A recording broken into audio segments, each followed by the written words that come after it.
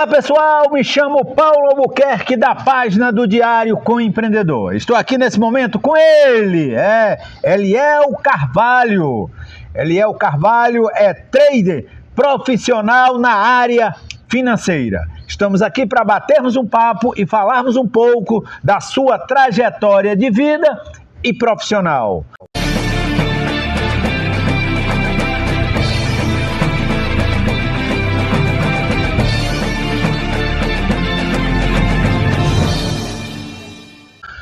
Oi, Eliel, bom dia, campeão. Bom dia, seu Paulo. Prazer estar aqui com você. Eliel, gostaria que você se apresentasse para os nossos internautas do Diário com Empreendedor.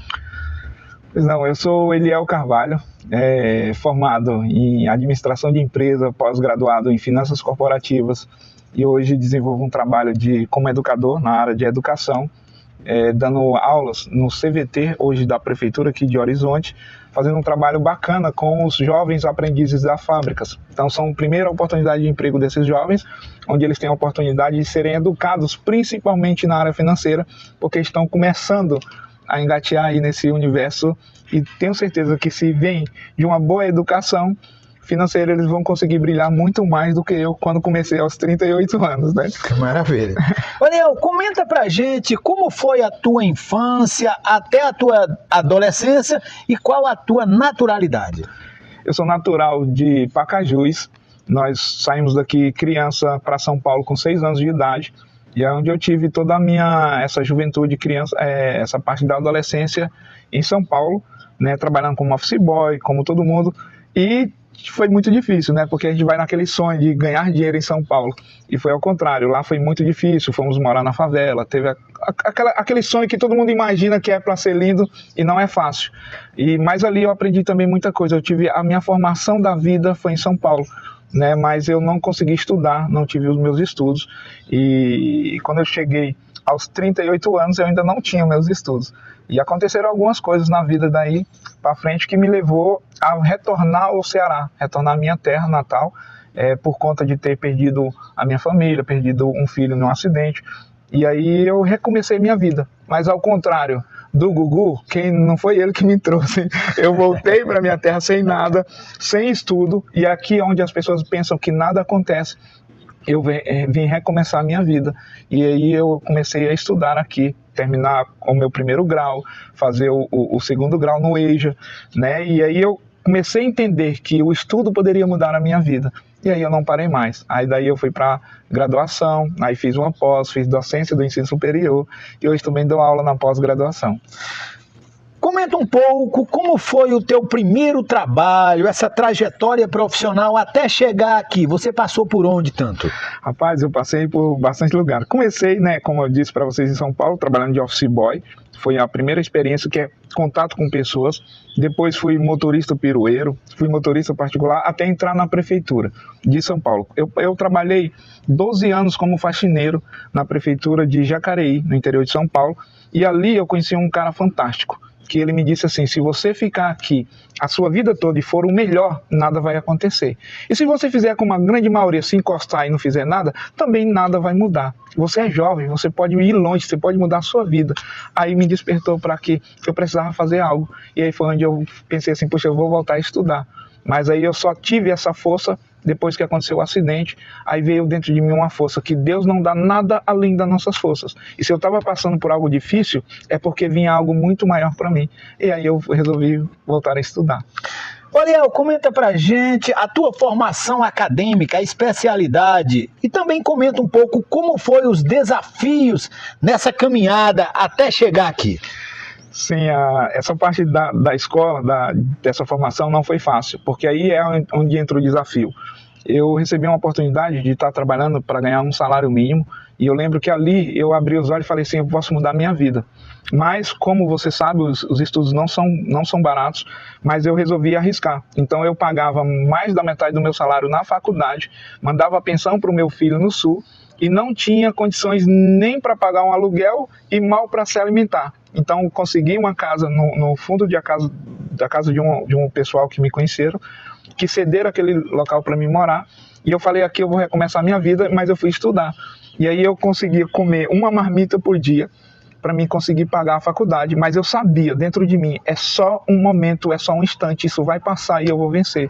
E realmente, nesses 2 primeiros anos da faculdade, foi onde eu tive a oportunidade de receber uma ligação do meu irmão e me apresentando no mercado financeiro, e aí a gente começou a estudar, focado dia e noite dentro desse mercado. Eu vi a possibilidade de qualquer pessoa mudar de vida.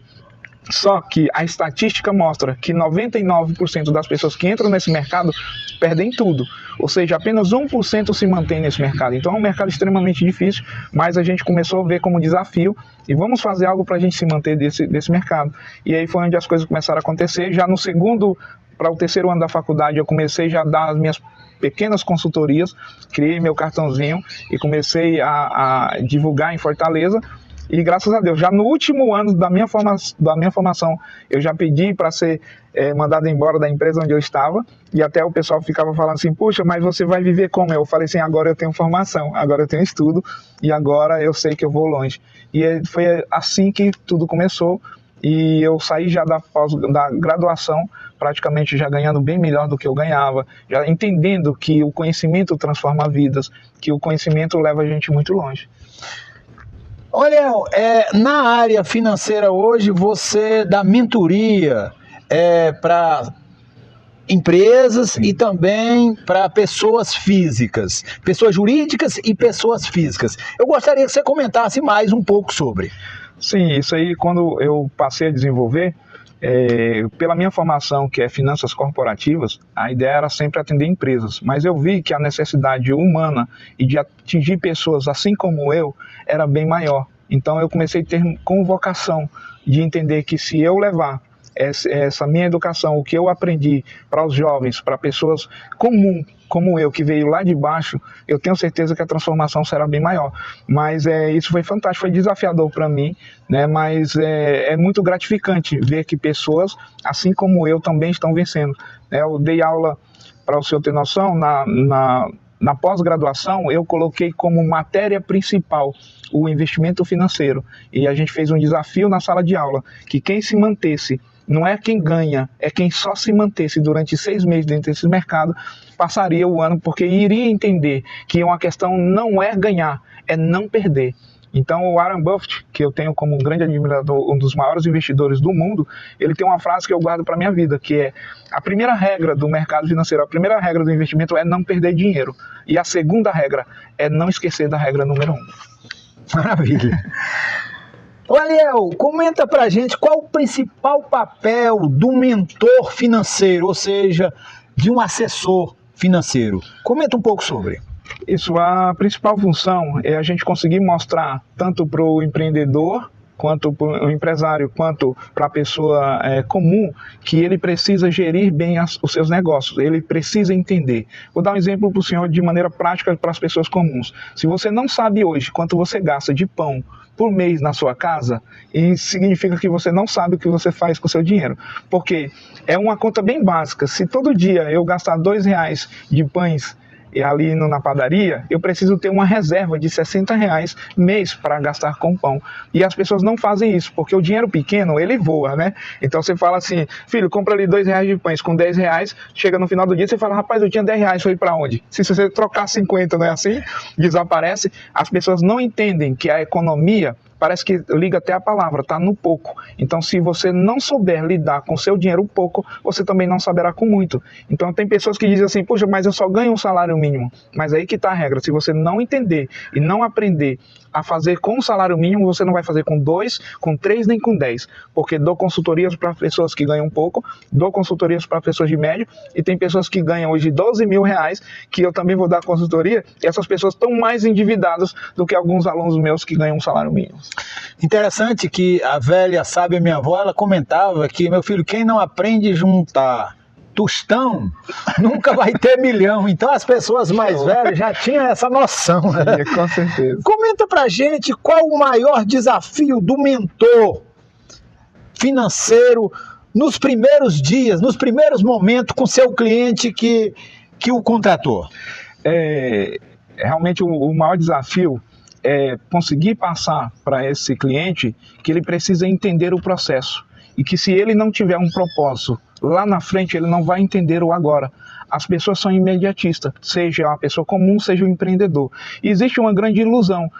Estatisticamente, 78% de todas as pessoas que começam a empreender, das microempresas que se abrem, elas vão quebrar nos próximos 2 anos. Significa que eles não têm um planejamento, não têm essa consultoria, não sabem o que estão fazendo, mas têm a vontade. Todo mundo tem a vontade. Eu quero trabalhar para mim, eu quero fazer algo para mim, mas não é para você. Você tem que fazer todo o desafio, como o senhor, como qualquer grande empreendedor, não faz o agora, faz pensando no futuro. E se a pessoa entender que dentro de um planejamento, no mínimo de 5 a 10 anos, você vai mudar de vida, a pessoa entender isso, ela vai conseguir mudar. Mas se a pessoa não entender, ela quer para amanhã. Isso não vai acontecer. Uma árvore, se você pegar uma planta dessa, ela foi plantada há anos.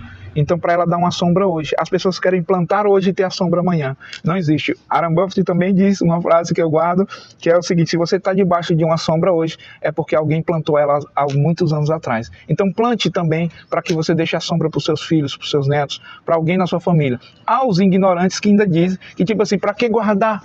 Né? Que se morrer não tem problema nenhum. O problema é se a gente ficar vivo e terminar a vida medíocre, né? Sem ter condições, às vezes, ou dependendo do governo, para comprar remédio. Então, o que eu ensino, que qualquer pessoa, não importa o que ele ganhe, ele pode mudar de vida.